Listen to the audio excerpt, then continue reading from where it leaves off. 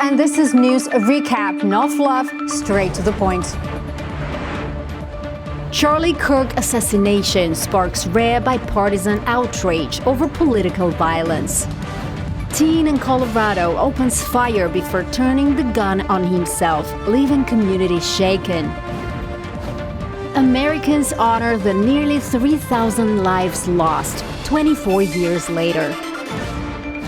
Former senator's wife sentenced to more than 4 years in a high-profile bribery case. We begin tonight with the updates on the investigation into the assassination of conservative activist Charlie Kirk. Kirk was killed by a single gunshot during an outdoor event at Utah Valley University on Wednesday afternoon. Investigators say the suspect, believed to be a college-age male, blended in with students before climbing to the roof of a nearby building, firing one round into the crowd and then fleeing from the scene. The FBI says a high-powered bolt-action rifle was recovered in a wooded area, along with a palm print, footwear impression, and other forensic evidence. The FBI Salt Lake City office has posted 2 images of a person of interest in the killing, urging anyone with information to come forward.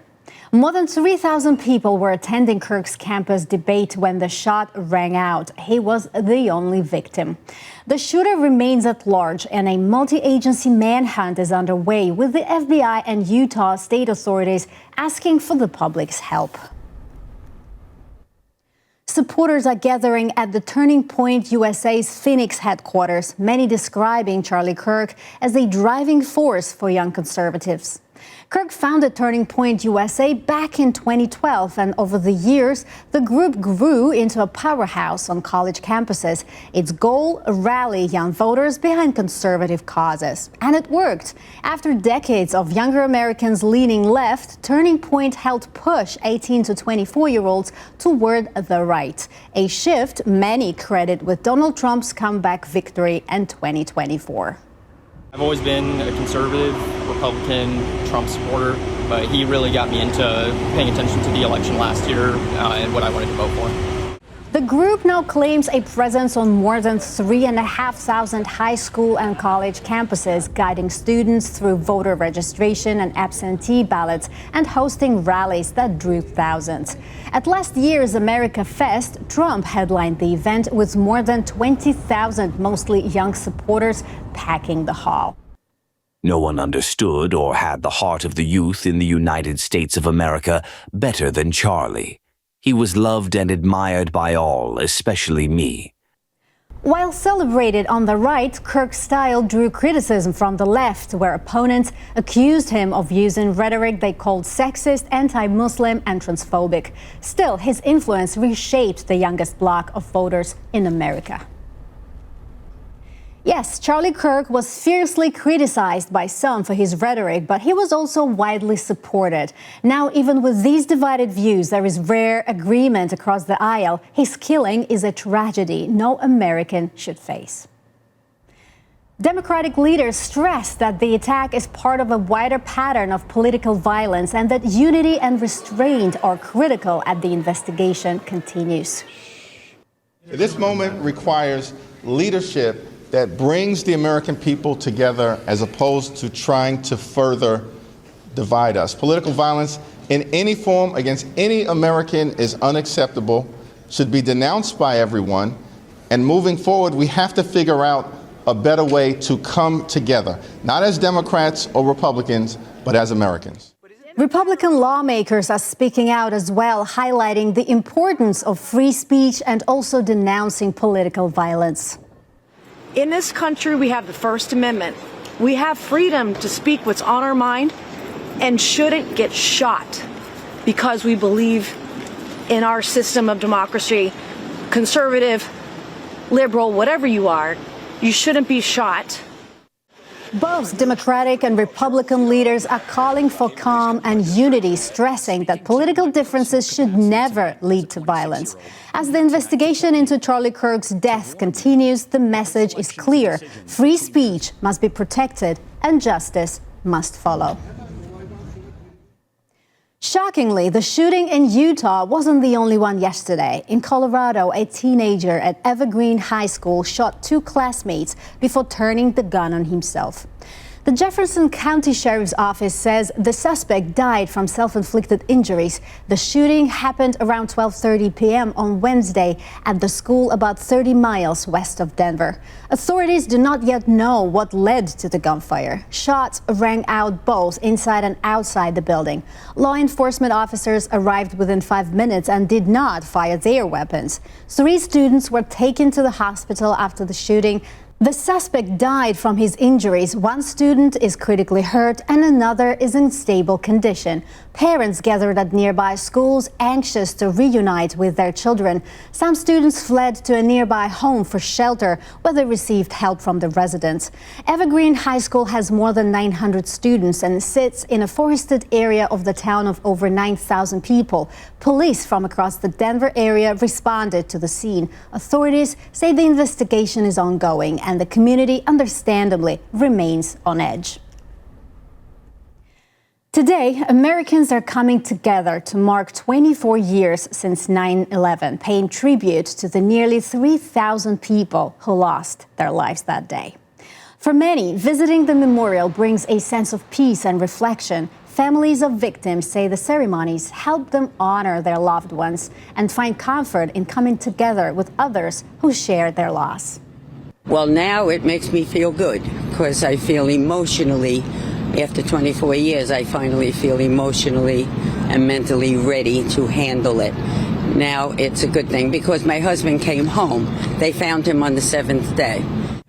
Even 24 years later, Americans continue to honor the victims of 9/11, coming together in remembrance and reflection.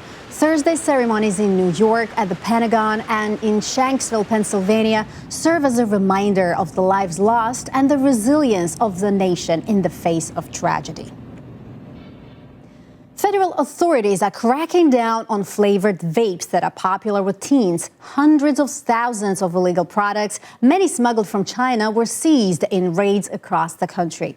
Attorney General Pam Bondi and HHS Secretary Robert Kennedy Jr. went to Illinois and displayed more than 600,000 products taken from a distributor outside Chicago. Agents also targeted stores in North Carolina, Arizona, New Jersey, Georgia, and Florida. The Justice Department is taking legal action to shut down the illegal sellers.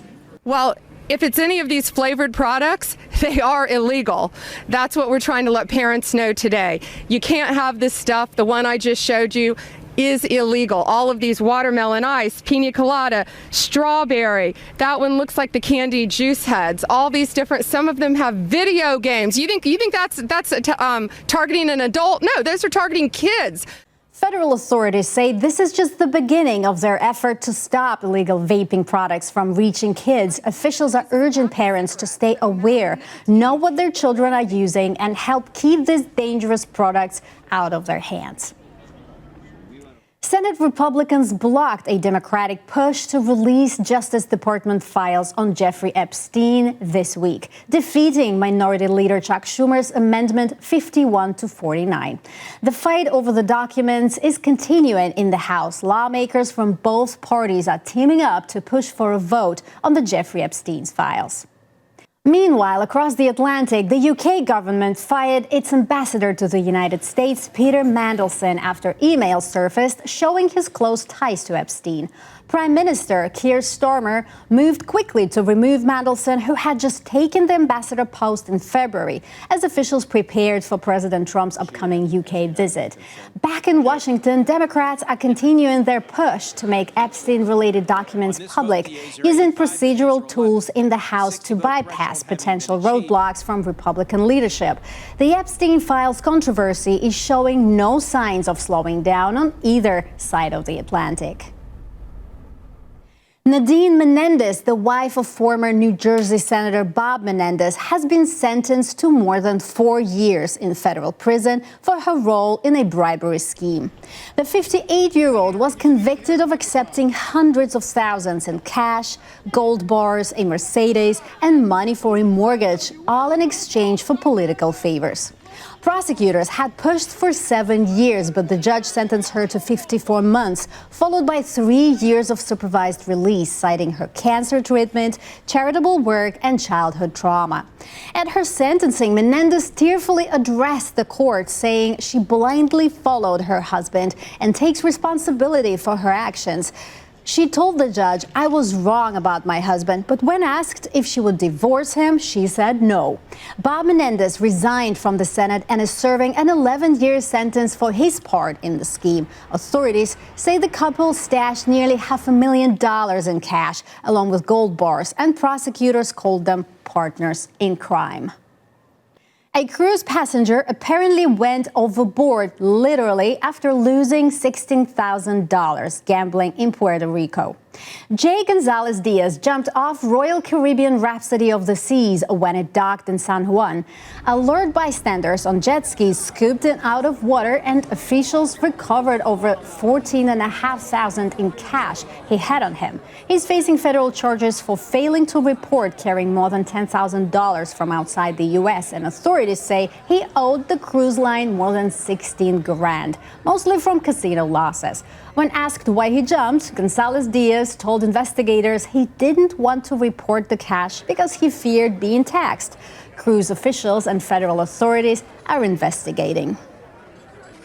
Congress is heating up over AI. Senators are grilling the White House on everything from national security to who's leading the global AI race. The debate is fierce. Republicans push to fast-track AI development and outpace China, while Democrats slam cuts to science funding, warning it could leave the U.S. behind in innovation and research. Lawmakers are clearly divided on how to balance growth, safety, and oversight in the AI boom. While politicians in the U.S. struggle to find common ground when it comes to AI, Albania may have found a solution. The country has introduced the world's first AI minister, not a minister for AI, but a virtual minister powered entirely by artificial intelligence. Her name is Della, meaning sunshine in Albanian, and she will oversee all government purchases, Prime Minister Edi Rama said on Thursday. Della will evaluate bids, manage contracts, and ensure every public dollar spent is transparent and fair. Rama said the goal is to create a process that is 100% incorruptible and free from bias, giving citizens confidence that public funds are being handled properly. Della even has an avatar appearing as a young woman in traditional Albanian clothing and will be part of the country's digital platform where citizens can access government services online. And that's all for now, the top stories of the day. I'm Kat Pokras, and I'll see you next time.